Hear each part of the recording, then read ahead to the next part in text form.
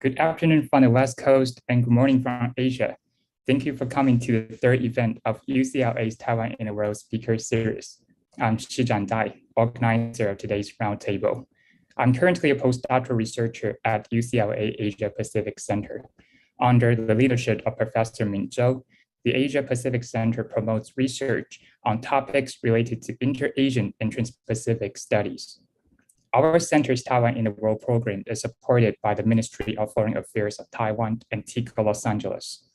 The Taiwan in the World program is part of our Center's Taiwan Studies program. It aims to broaden academic conversations on issues related to Taiwan and build an international community of scholars well-versed with Taiwanese culture and society. Please feel free to subscribe to our Center's newsletter so you can be updated with our future events on Taiwan studies and other activities in our center. I'd like to thank our center staff, Executive Director Elizabeth Leister and Assistant Director Ellen Miller for their support in organizing this wonderful event. Today's roundtable is moderated by Dr. Zhu Hui Judy Han.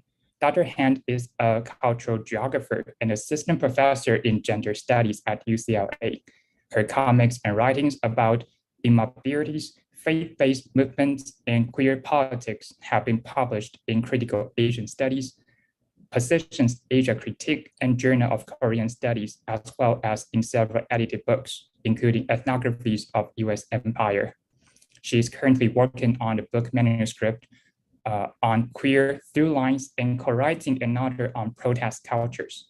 She regularly teaches the gender studies undergraduate class on power, elective courses on transnational feminist politics and comics, as well as graduate seminars on feminist geographies, queer temporalities, and research design and professional development.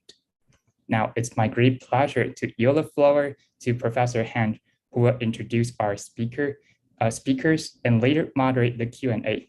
Professor Han, please. Hi, thank you for the introduction, Shi-chan. Thank you so much for organizing this great roundtable. My job as a moderator is to stay out of the way and to make sure that things move along smoothly. Let me introduce the speakers at once at the beginning. And I won't introduce them. I won't provide the long introduction before each presentation. First, we have Ms. Jennifer Liu, who's an activist, feminist, and social worker devoted to LGBTQ rights and cultural reform movements for over 15 years.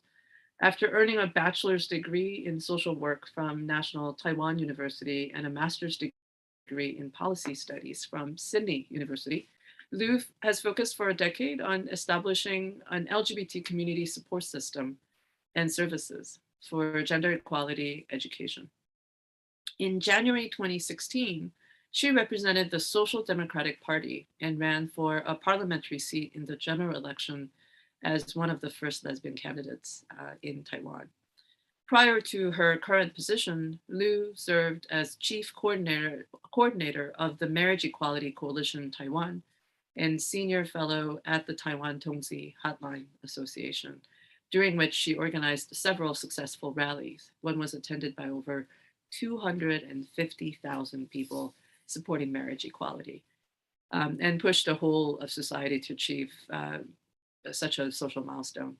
Following the legalization of same-sex marriage in 2019, Liu and her team launched the Taiwan Equality Campaign to keep on fighting for equality and human rights for a better Taiwan.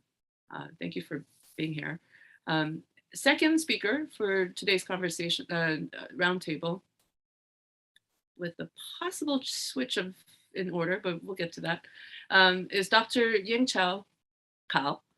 Professor Ying-Chao Kao is an assistant professor of sociology at Virginia Commonwealth University. He received his PhD in sociology from Rutgers University in 2018. His research interests include sexualities, gender and masculinities, global religions, and inequalities.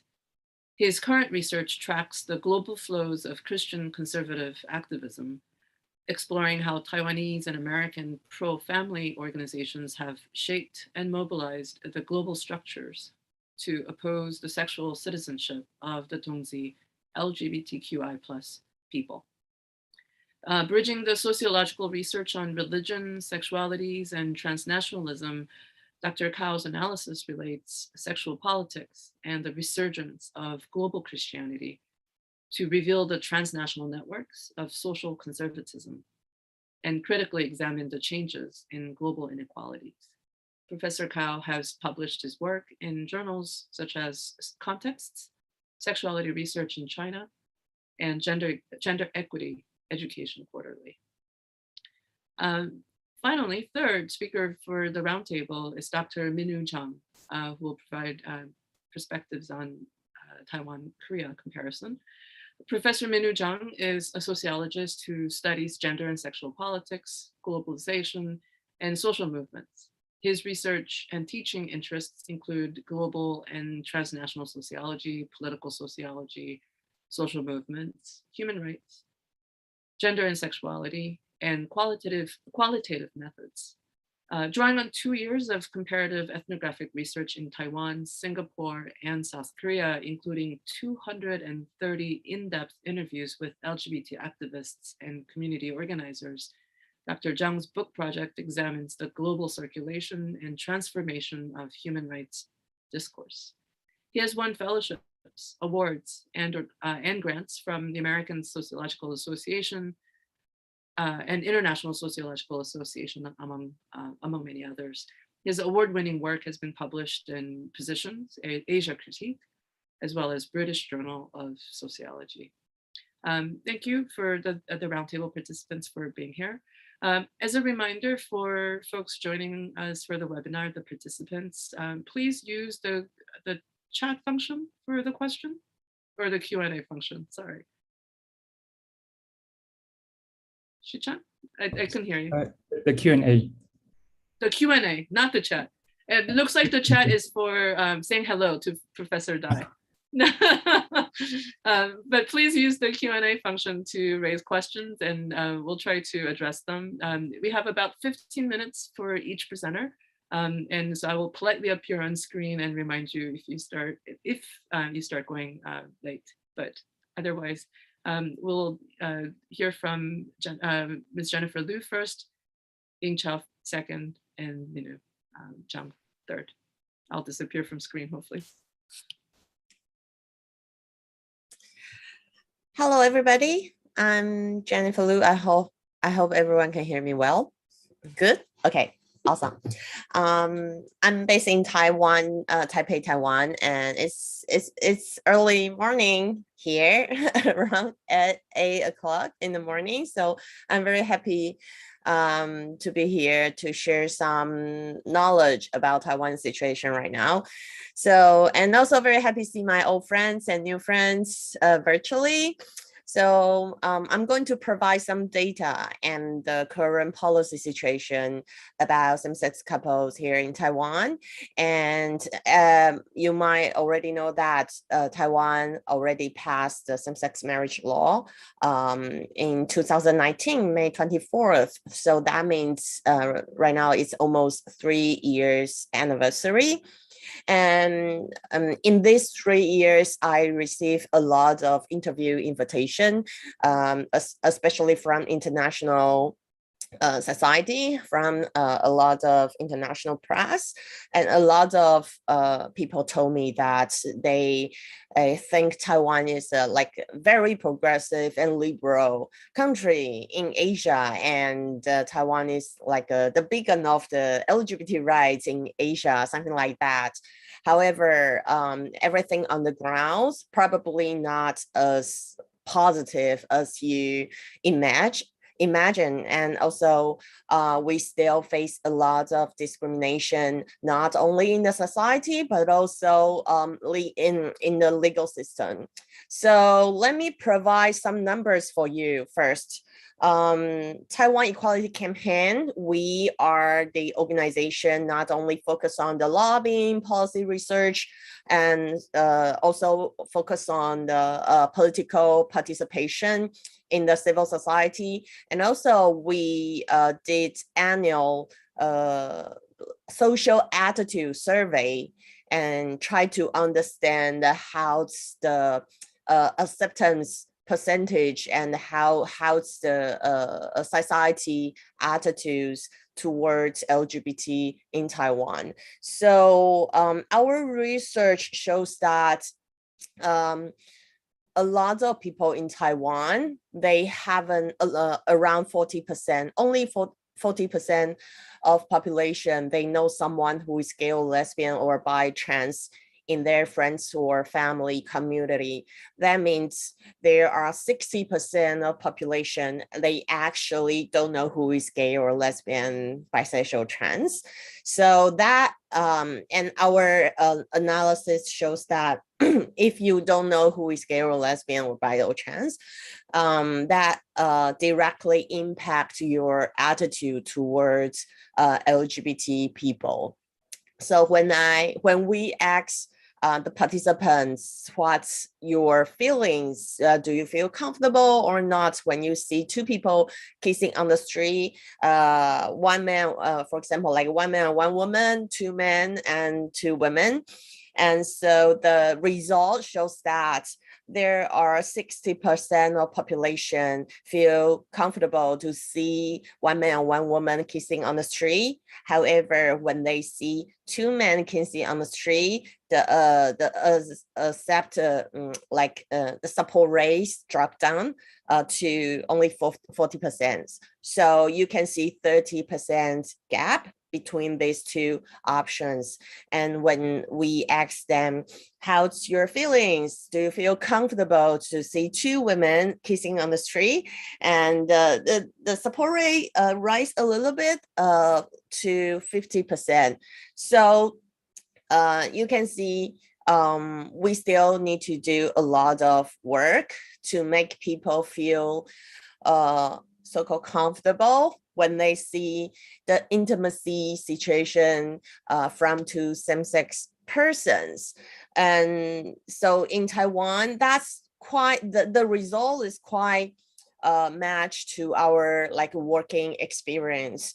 And usually people say, oh, I know there is gay, lesbian, bi, trans in the society. However, I just don't feel comfortable when I see them or talk to them, or even especially when they make some like very close behavior.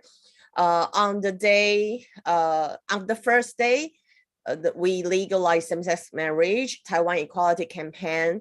We organized an open, united wedding ceremony. So we invite 20 newlyweds to get married together in our registration office, in the local registration office. And after they finished their registration process, and we invite them to our like outdoor ceremony outside. So they need to walk through a aisle from the registration office to the like outdoor ceremony venue. So the first gay couples we invite, they are quite famous in Taiwan. So it's like they are influencer on Instagram. So they have a lot of followers. So of course they are handsome and charming. And so we invite them. They are the first in Taiwan, and they covered all the international coverage, the media as well. And they wear the pink suit together. And so they finish the process, the registration process. They just hand in hand and walk through the aisle, and a lot of people gathering together. There are some media, but also some like stranger, just regular people. And one old lady just walked by and say very out loud and say, they are disgusting, and the faggots is really make me, I don't like them. And some like negative language, just literally say that in front of them. So I use this story to try to let you understand, although we legalize the law, however, the situation on the ground is like still a lot of things, education need to be done, and the people in the society, in the LGBT community, and it's sometimes it's very conflicts. They feel to be recognized by the government, of course, because of the law. But when they go back to the society, or even in the like just their regular life, they still need to face this discrimination randomly. So they expect that, and it happens, and people need to find a way to cope with that. And so also, when we ask our like a research participant, if you know someone who is gay or lesbian, bisexual, trans, what's your feelings? And in terms of the relatives and your coworker or your classmate or your teacher or your boss, usually people feel quite comfortable. The support rates is always about like around 70%. But when it comes to do you feel comfortable if your kids come out to you as one of the LGBT community, and the support rate dropped down, of course, immediately to the 52% population. But the number is it's better than the year before. So we are still very hopeful to the future. And we see of course, the legalization of the same-sex marriage is a very important opportunity for us to start the communication with the society. And also, right now, the support rate of the marriage equality is around, no matter the research we did or the research the government also did the research every year, it's around like 60 to 65% on average.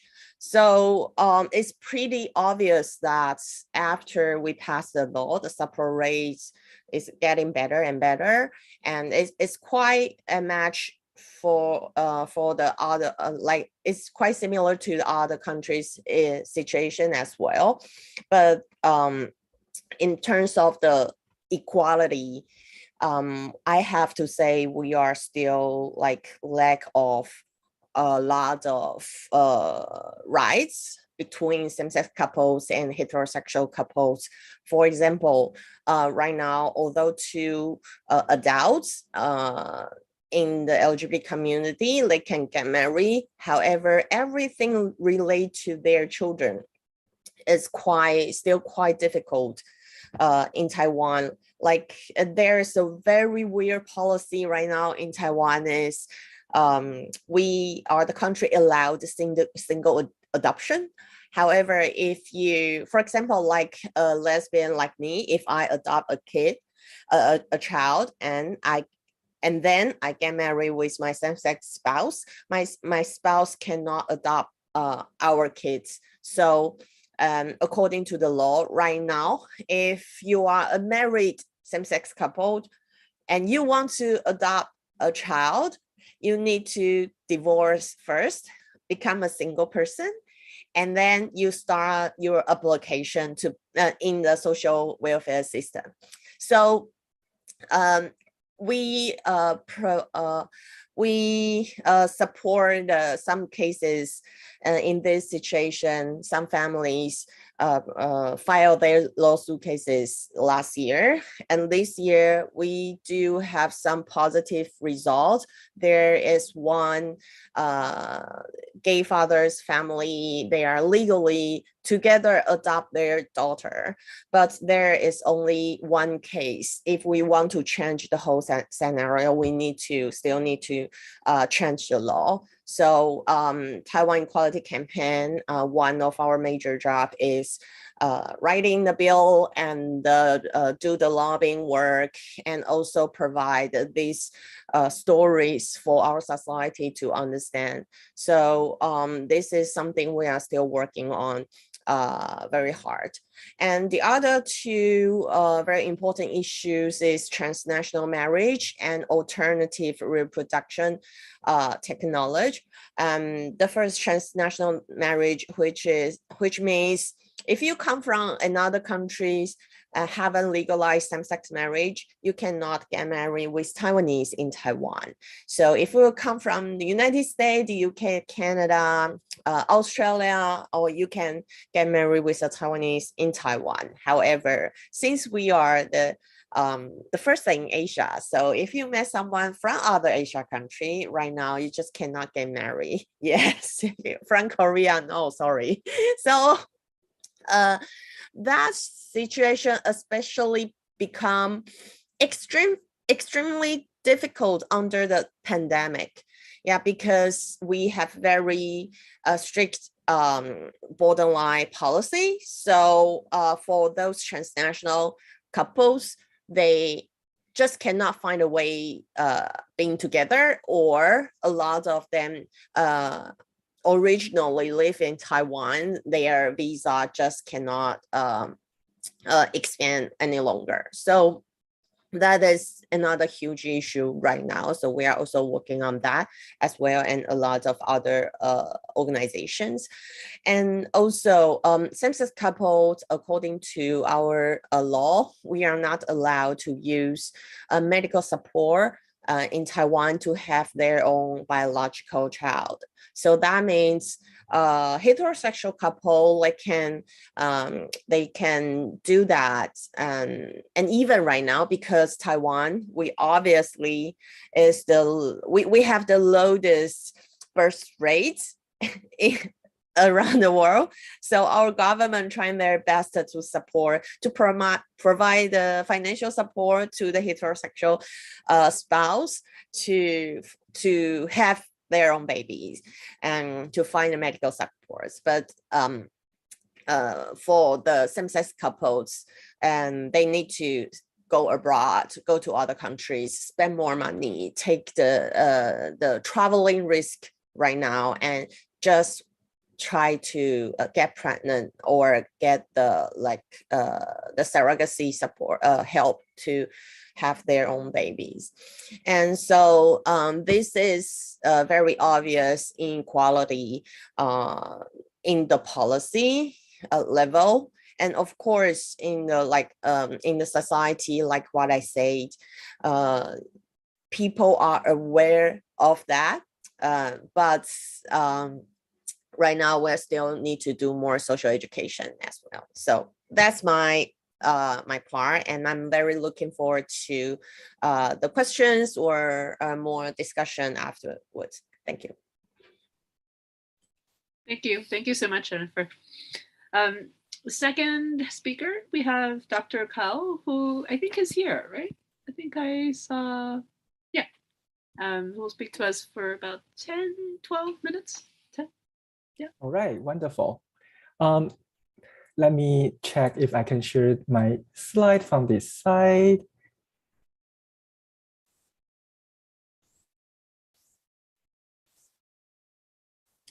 So can you see my screen and hear my voice? Wonderful.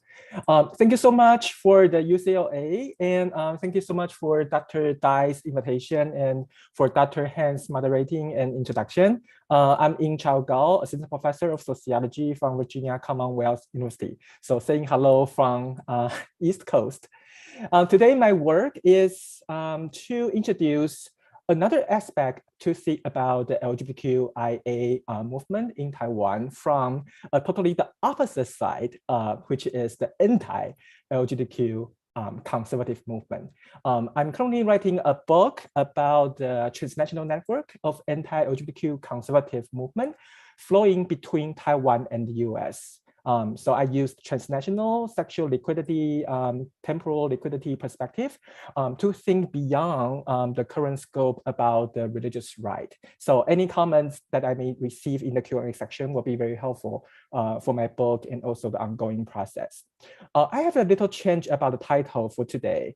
Currently, my presentation title is Transnational Liquidity of Anti-LGBTQ Conservative between Taiwan and the US. And let me give you some background information.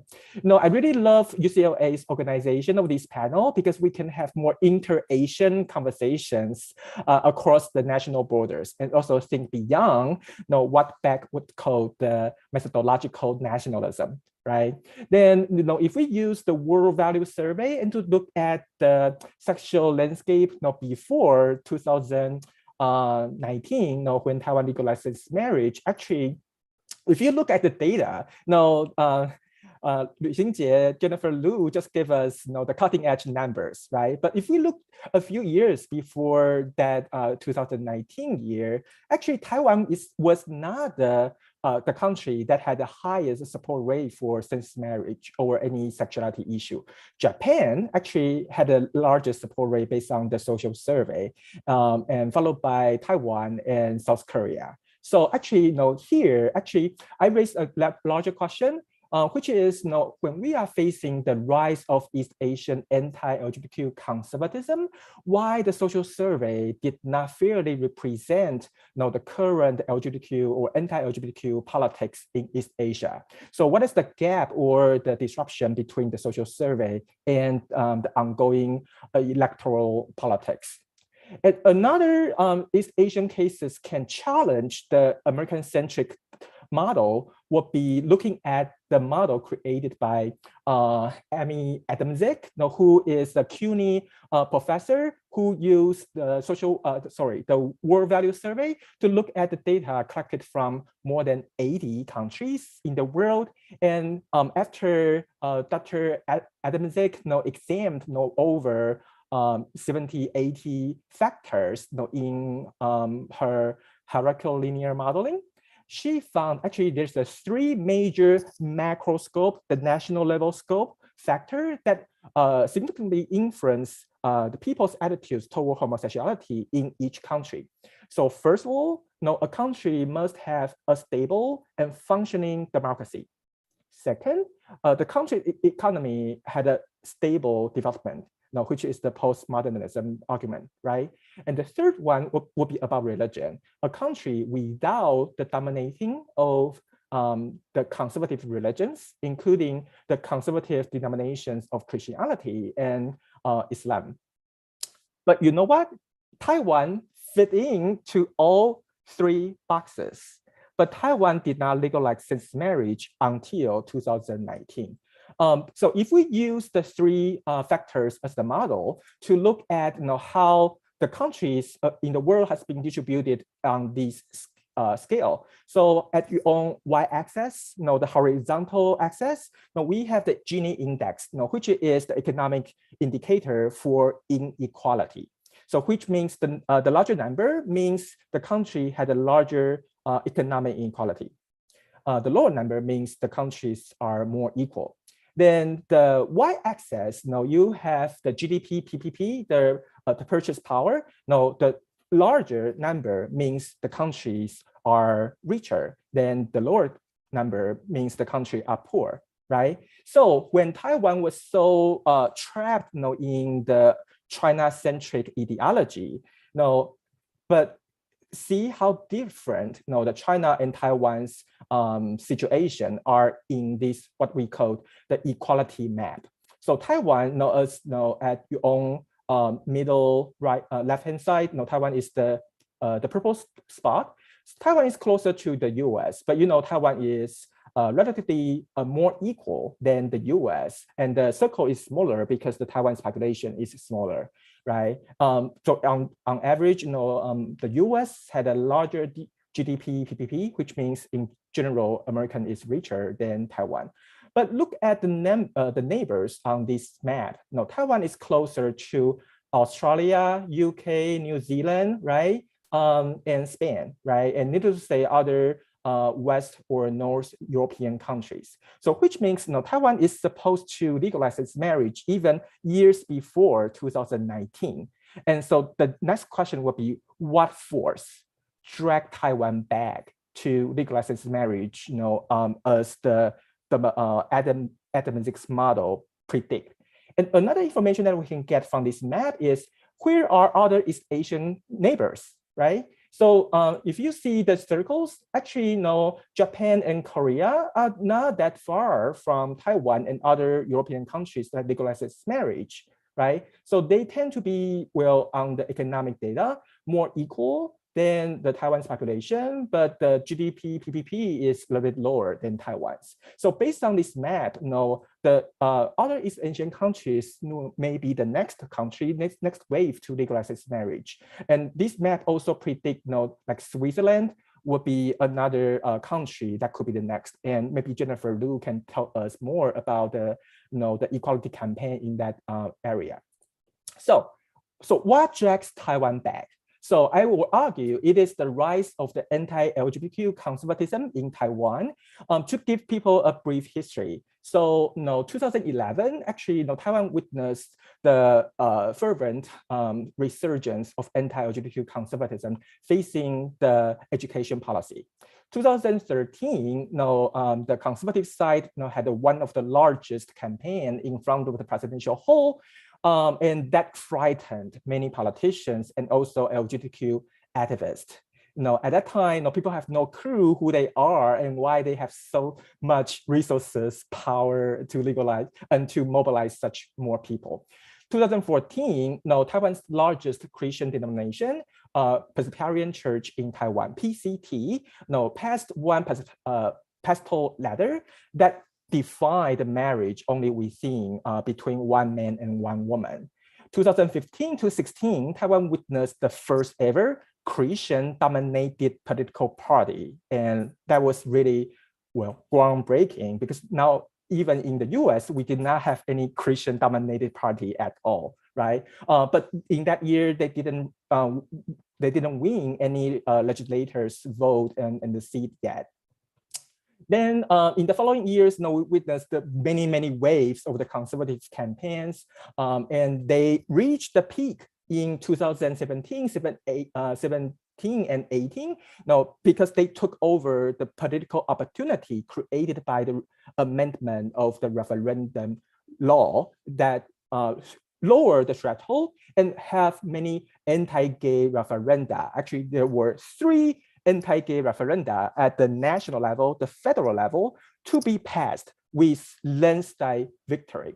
So actually that frightened many people, but since for the DPP's participation in the maneuvering and the making the final decision from the politics, so that's why Taiwan witnessed a U-turn of the sexual politics and to legalize same-sex marriage. So the past is not perfect. Actually, there's a many residual political power remaining. So I will argue, actually, without the anti-gay conservative movements, maybe the pro-gay movement in Taiwan would not win the national level attention and would not be appropriated by the politicians to be one of the so-called competition between different parties as the final issue. So I use the term like perfect enemies to talk about the dialectic development between pro and anti-gay politics. I will skip some details here. The following story I'm going to tell you was based on my 2023 months of the ethnographic studies in Taiwan, and also 104 interviews I do with all the people from the very far left and very far right, and to interview them. So I will argue, because I only have 1 minute remaining, let me skip a dozen of slides to give you the final conclusion, because actually there's a transnational floats over the air of the Pacific Ocean.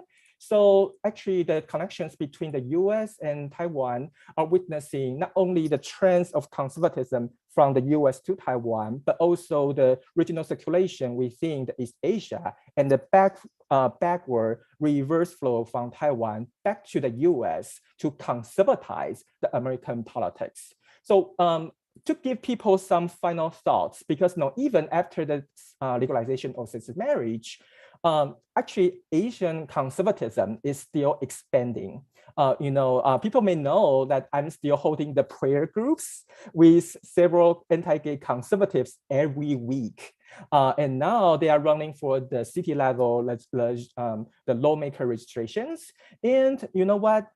They are organizing, they're taking over the opportunities during the COVID. They are organizing many, many online panels for those Asian conservatives, leaders, pastors, and psychologists to train more conservatives, even in the North America. So don't take it for granted, like US legalized marriage for 7 years and Taiwan did the same for 3 years.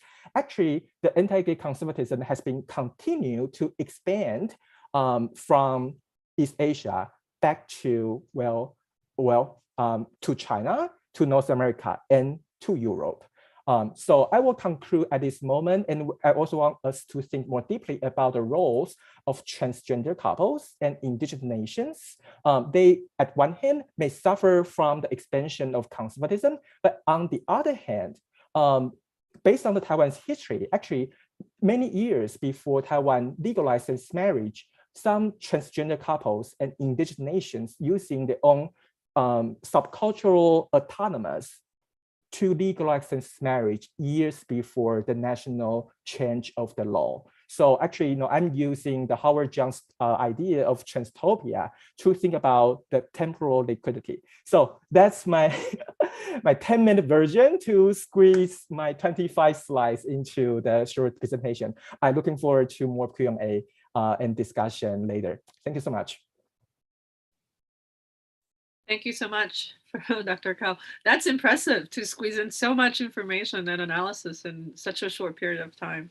Thank you for, thank you for that. Next, we have Dr. Min Chang on transnational affective resonance, connections between especially South Korea and Taiwan, I suppose. About 10, 12 minutes. Good, thank you so much. Can you see the screen? Awesome, great. So good evening and good morning for those who are joining us from Taiwan or parts of Asia. I first would like to thank Dr. Shijun Dai for inviting me to be part of this roundtable with amazing fellow panelists. So as Jennifer informed us earlier in her presentation, the historic constitutional decision to support marriage equality in Taiwan was made in 2017, which became effective in 2019. It has been about 3 years since the legalization of same-sex marriage in Taiwan for the first case in the Asian region, despite the limited rights granted to transnational same-sex couples in terms of reproductive technologies and also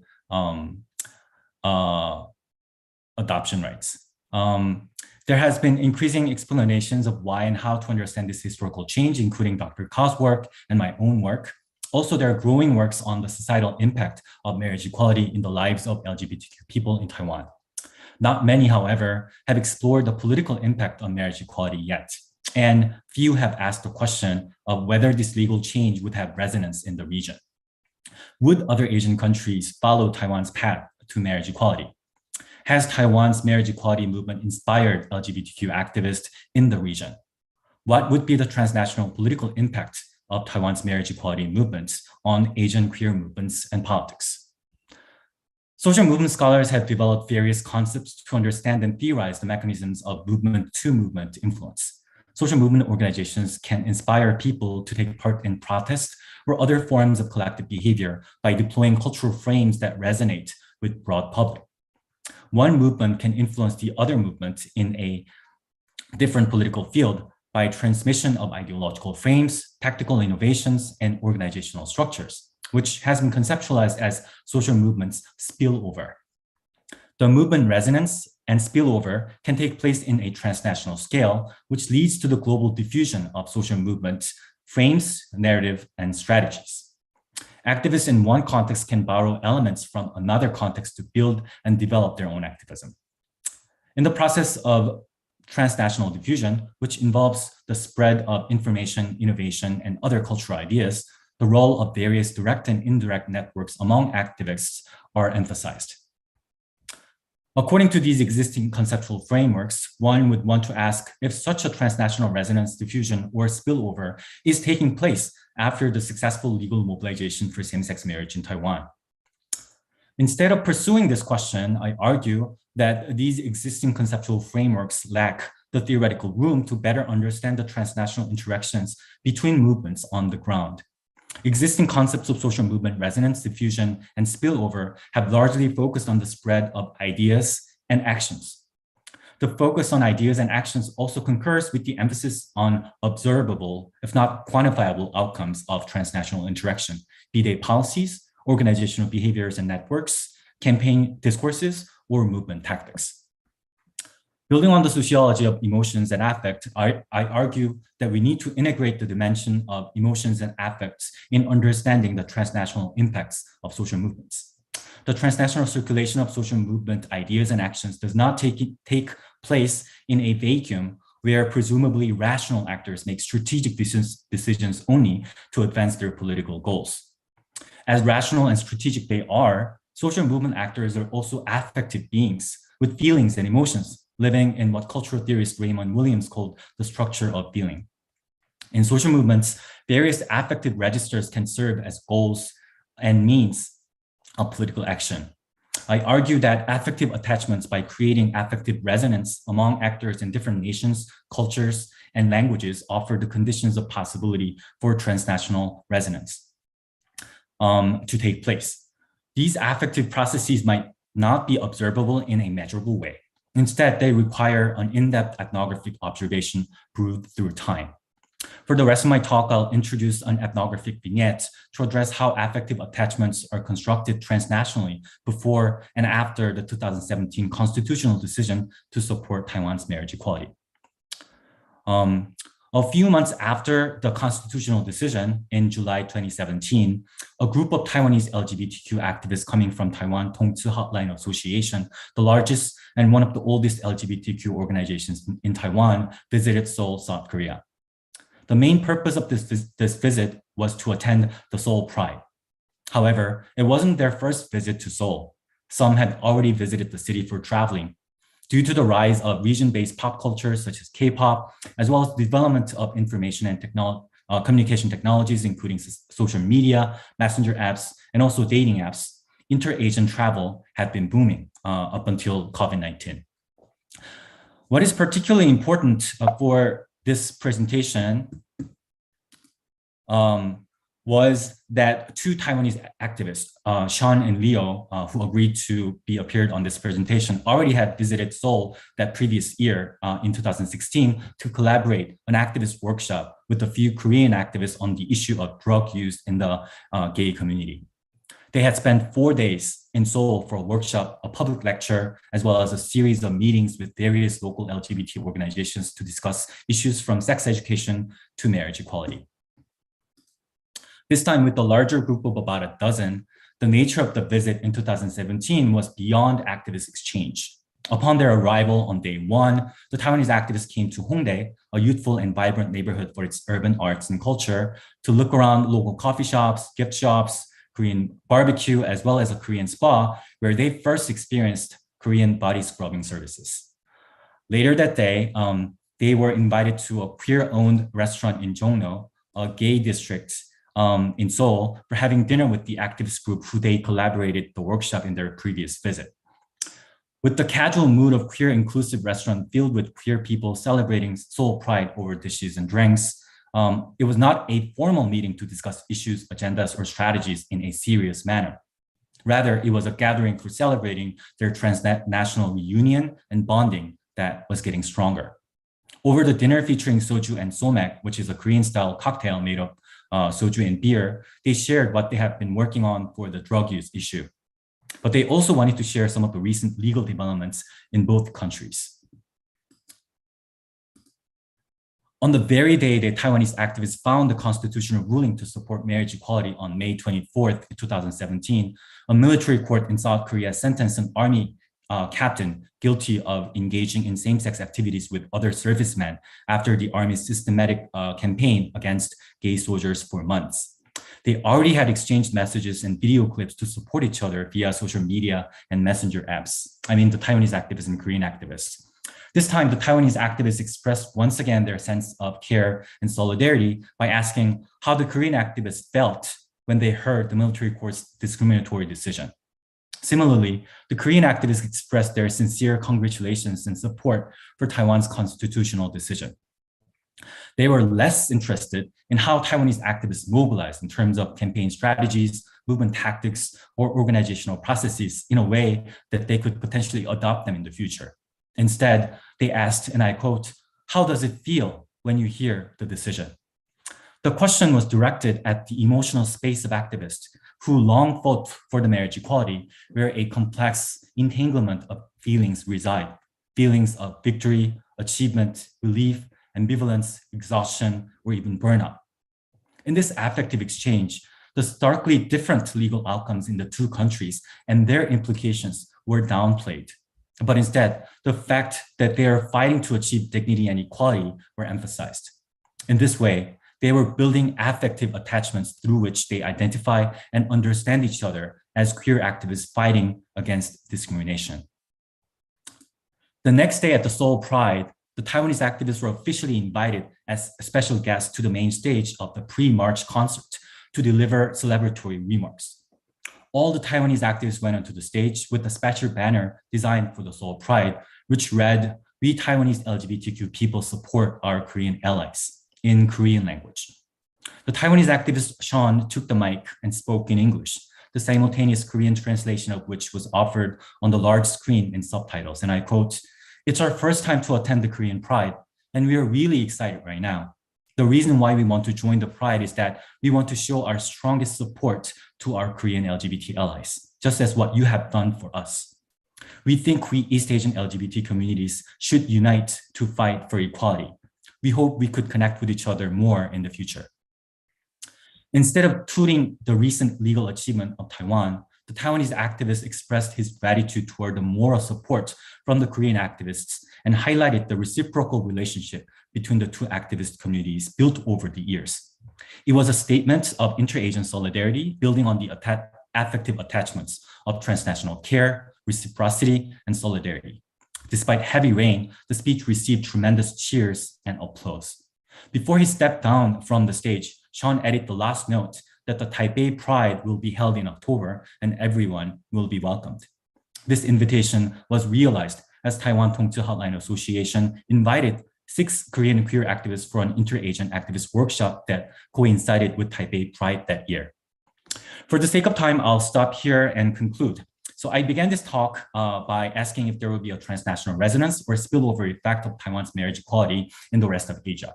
And I argue that transnational resonance would not take place automatically in a way that activist groups in other countries can adopt the discourses and strategies and tactics of marriage equality.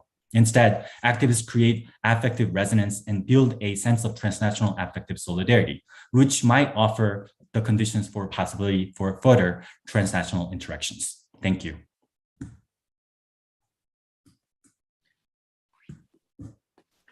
Thank you. Thank you so much for that presentation, Dr. Chang, and also to all the panelists. As a reminder for the participants, please post your questions in the Q&A section. There are several questions that we've already collected, so if I may, unless Shi-chan has a question you want to. No, I think I'll give the opportunity to the audiences. Thank you, Judy. Great. So one of the first questions raised by Andy Long, but echoed by a couple of others, have to do with maybe some of the distinctions that may be at work between transgender individuals versus cisgender LGBT individuals, both legally and perhaps, if I may sort of also add a different dimension of the question in activist contexts. Could I feel free to skip this question if you want to address another one? Any other panelists are welcome to answer this question.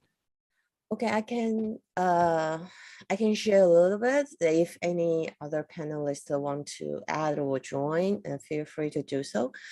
I know a lot of people do care about the transgender policy or situation in Taiwan. I would say, of course, transgender community face a much more difficult situation, not only in Taiwan, but every other country around the world.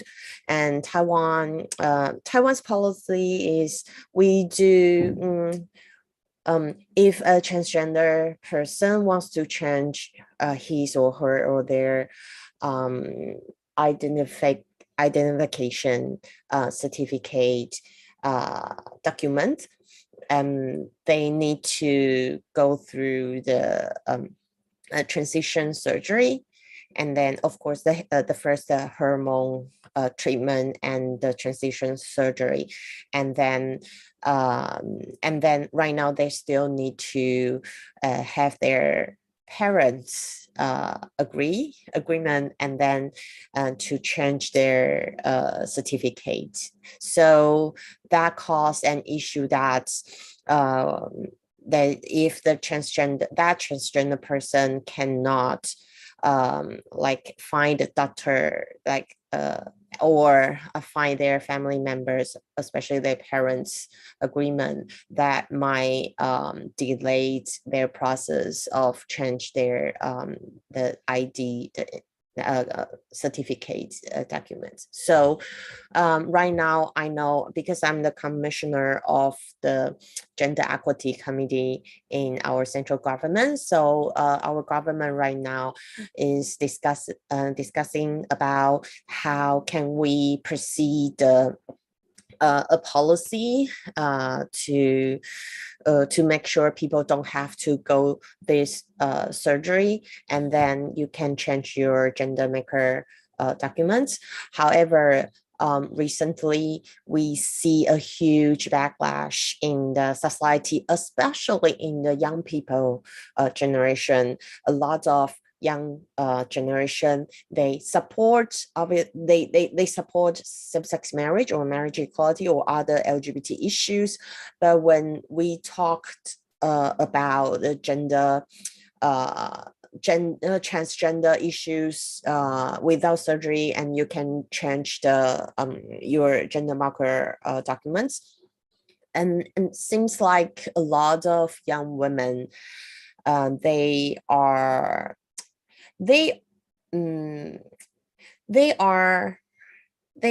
kind of misunderstood this situation, and there's a lot of fears in the young women's community, obviously, and they're worried about, for example, they will face the sexual harassment in the ladies' restaurant, or they don't know how to deal with if they meet some transgender women haven't changed their they haven't go through the surgery, and then probably in the gym changing room or something like that. So a lot of discussion still going on right now, and although the government working on the policy changing at this moment, but they also worry about this huge backlash in the society. So I believe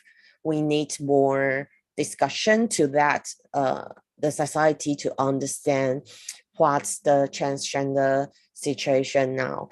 And we see more and more young transgender young leaders in the community. Is quite different from like a few years ago, because a lot of transgender people, they don't want to like reveal their identity before, because they change their gender and then just want to they just want to fit in the opposite gender community. So a lot of them don't reveal their transgender. But right now we see more and more young leaders, they are willing to use their own stories and to educate the society or share to impact people's hearts and mind. I see this is a positive direction right now in Taiwan. Yeah. Thank you. Following up on the question of part of Ms. Liu's answer now had to do with youth and age. And there's a couple of questions that also address the question of age. Lauren Ip asks, how does acceptance of LGBTQ people vary between youths of Asian countries? Are youth groups in some Asian countries more or less accepting than others? And I think also coming from the South Korean context, there's also often assumptions around conservatism, that this is more prominent in older generations and whatnot. And this is, I think, a discourse that's often repeated in popular as well as scholarly discourse. I was hoping Professors Zhang and Kao could address the question of youth, both in pro-LGBTQ activism, but also in characterizing the conservative movements. Yeah, I can quickly answer that question from the sociological surveys perspective. You know, I'm teaching at VCU, and many of my younger generation students also always say like, well, as long as the elder generations passing away, then the attitudes toward LGBT people will automatically get better. But you know what? Sociology teaches, you know, in the two divergent way. One is, it is also correct, and I believe that is very true in many countries, that usually the younger generation had the higher support for gender and sexual minorities rights and LGBTQ issues. So for that, the pattern sustained. However, the Taiwanese, and also I believe is the inter-Asian comparisons done by two scholars, including Adam Zick, found actually there's intra-generational changes of the sexual attitudes, which means the elder generation's attitudes were also changed because of the rise of LGBTQ movements. So the changes occur within the generation and also between the generation. As for the South Korean context, I definitely agree with Dr. Kawa's observation of the general trend, the generational gap. But then also I would highlight that nowadays in Korea, we observed a significant gender gap even among the younger generation. So because of the huge backlash against feminism and women's rights in South Korea, particularly led by these younger men who are just against everything social and societal, so that we see a huge gap, not only through generations, but also by gender, even within the same generation. And if I can add one bit upon what we have been building up here, you know, don't underestimate the power of conservative mobilization, because Taiwan's experience is actually the support rate that Jennifer Liu just told us, you know, about the support rate for same-sex marriage or homoerotic relationships in Taiwan has been overpassing 50% as early as 2012. And that survey has been universally observed in many different survey measurements. However, because of the rise of anti-gay conservative mobilization and also the global and the national distribution of, you know, the distorted information, homophobic, or if I can borrow the term from Dr. Judy Han, you know, political homophobia, and that kind of mobilization and propaganda was powerful. It is as powerful as it can drag down the support rate by 20%. So, and maybe Jennifer can tell us more later, you know, the 20% is very critical. And that happened in 2016 when all the conservatives used the propaganda to occupy all the front pages of all national newspapers. And needless to say, the landslide victory that they won in the 2018 national level referendum. That's such an important point. Maybe this is a question directed more towards Dr. Zhang. In terms of thinking about resonance, could you tell us a bit about the kinds of resonance that the struggles for same-sex marriage or LGBTQ equality could be situated in, not just transnationally between, for instance, South Korean activism and Taiwanese activism, but in the context of other social movements adjacent to LGBTQ activism in each country. what kinds of resonance are, could we also be paying attention to the context of the rise for LGBTQ activism? That's a great question. Thank you so much. I would say that based on my comparative research in 3 countries in Asia, including Taiwan, South Korea, and Singapore, each has been affected by the global discourses of human rights, led by UN, EU, etc. But at the same time, they have been developing their own ways of doing activism, queer activism included, rooted in their own histories of politics, political regimes, which includes authoritarianism, post-colonialism, developmentalism, etc. And one of my important findings is that, especially in South Korea, we see, a huge emphasis on solidarity within and beyond the particular LGBT activism. And that is also shared by many other minority activism as well. So like disability rights activism, migrants' rights activism, and undocumented workers' rights movements, or victims of state violence. So a lot of these minority activism try to come together to support each other in solidarity with each other. Maybe because that they have been marginalized from the state and many resources from the society, institutional level. So that this fundamental idea of solidarity has also been directed transnationally to find further resources and support. And I think this affective dimension comes from these different contexts, including historical, post-colonial, and also emerging regional senses. I really think that Jennifer's earlier point that how the current lack in support for transnational same-sex marriage in Taiwan also limits further inter-Asian interactions and affective attachments, because it limits the inter-Asian marriage. That's totally a great point. And it's actually, that's not a discussion I hear very much. The transnational marriage dimension, certainly in the inter-Asian context, absolutely. Perhaps my last question, also sort of synthesizing among some of the questions that we've received, I think has to do with the significance of same-sex marriage in general, in the context of promoting LGBTQ equality. As we know from the North American context, the extent to which same-sex marriage has been prioritized has been under a lot of question. For instance, the kind of mainstreaming or the softening, or maybe perhaps even pushing the LGBTQ activist platform agenda towards a more conservative direction, perhaps towards equality, as opposed to radical transformation. Could maybe perhaps just quickly, 10 seconds, answer that question in 10 seconds. If you could address the sort of those concerns about the extent to which this is conducive to social change, that would be great.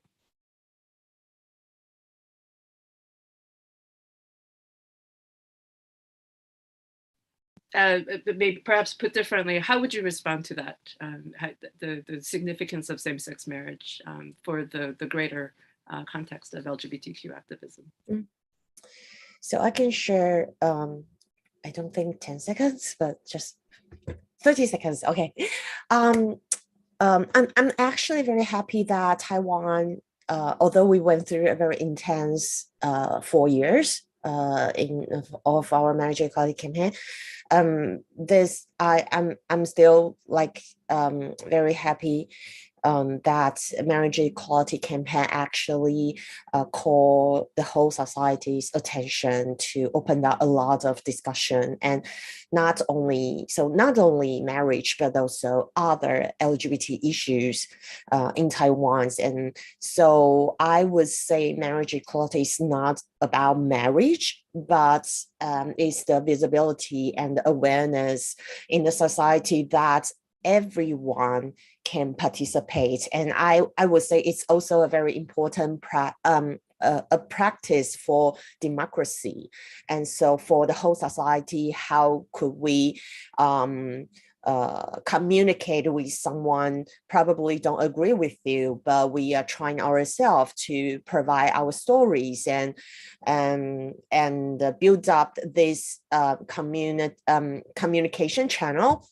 So I would say this is not only about LGBT or about marriage, but also for the bigger democratic system. How can we practice every day in our lives? Yes. Well, if I can use my 10 seconds, I would say, the meaning of and the revolutionary meaning and significance of same-sex marriage was underestimated by the American-centric queer theorization. Because the symbolic challenge of same-sex marriage has been powerful in the way that the marriage equality campaign was used and considered as the enemy of many anti-gay conservatives in Taiwan. So in my recently published article on sexualities, the journal called The Coloniality of Queer Theory, and I argue actually the American-centric queer theorization disrupted the queer practices and queer theory, and also the American-centric radical queer temporality looked down the East Asia and the Oriental area to reproduce the Orientalism, even within so-called the radical ideology. So actually the same-sex marriage campaign is stepping at the heart of the Taiwanese neoliberal economy. So I would say we need more theorization and conceptualization to think about the meaning and contribution of same-sex marriage.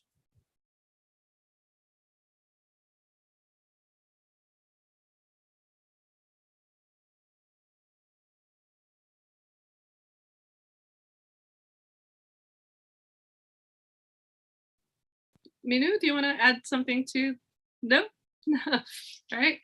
Thank you for your contributions, and thank you, Shi Chang, for organizing this wonderful roundtable. I turn the floor back to Dr. Dai.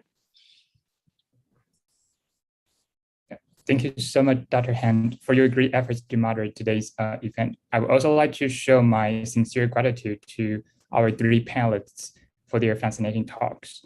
We thank all participants for a great discussion, and we invite you to subscribe to our center's email list to learn more about UCLA Asia Pacific Center's future activities as they are announced. For those who are interested in today's topic, there will be a UCLA NTNU conference on queering Taiwan studies on April 28th and 29th. So please sign up and join us. Okay, so good evening, and we hope to see you again at our future events. Thank you. Great. Thank you. Thank you. Thank you, Julie. Thank you. Hi, Min. Yeah. Nice Goodbye. Yeah. Thank you so much. Thank you, everybody.